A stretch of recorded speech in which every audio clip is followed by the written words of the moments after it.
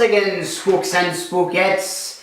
I've been working overtime to bring you the review for tonight's film, which happens to be called Overtime. Holy shit.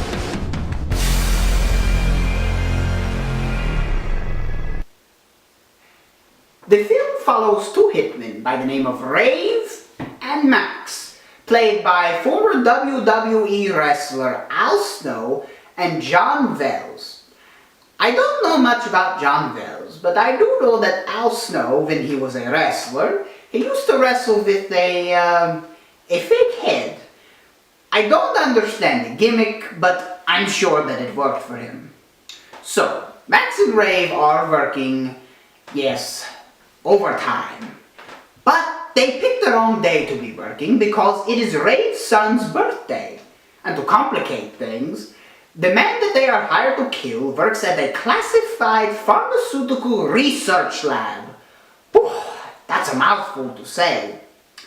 Which is overrun, of course, by alien zombies. Or zombie aliens, depending on how you look at it. So, can Max and Rave fight their way through these monsters and in the process pick up a birthday cake, a birthday present, and a clown for Rave's son's birthday party and effectively save his marriage? I think the trailer gave a little bit too much away. This film was directed and written by the team of Brian Cunningham and Matt Niehoff. It is a low-budget film, and to be honest with you, it's hard to critique a low-budget film because we have this tendency to say, oh, that looks cheap. And we really shouldn't, because with low-budget movies, there's going to be limitations. There's going to be limitations on what the film wants to do and what the film can do. I must say, though, I felt the team of Cunningham and Niehoff did the best they could with limited resources. As far as the camera work went, not bad. The look of the film was great. It was crisp, clean, quite good. And I noticed that most of the shots showed the actors fairly close, which I thought was good strategy because it made the production value look a lot bigger than it actually was. The comedic timing between Al Snow and John Wells was absolutely incredible. Some of the dialogue was cheesy, but the dialogue needed to be cheesy because it set up the one-liners for the film. And the one-liners of Al Snow and John Wells, to me, was really the strength of the film in general. It's a non-terrestrial parasite. It's infecting its victims with a retractable proboscis. It's multiplying at an exponential rate, and it's controlling its host motor functions, and eventually, its consciousness. You want to run that by me again? I went to public school.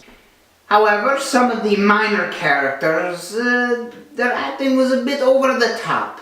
And to me, ham acting and cheesy dialogue, they go together like salt and vinegar. It works for some people, but not so much for me. I also felt that the non-monster parts lasted longer than the actual monster action, and to me that's a pity because the monster effects were actually quite good. But the pacing of the movie, very nice. It paced very quickly, very action-packed, edge-of-your-seat thrill ride. Overall, I must say, Overtime is not a masterpiece, but it is quite an entertaining movie and has a little bit of everything for everyone. Who are you? What are you doing here? Rafe, this woman with the gun to my head? Yeah. Is she hot? Yeah. Overall, Overtime is not a masterpiece, but it's quite an entertaining movie. It has a little bit of everything for everyone. Well, that's all the time that I have for tonight. Be sure to join me next week for my review of Your Next. Until then, as far as things go when things go bump in the night, there are such things.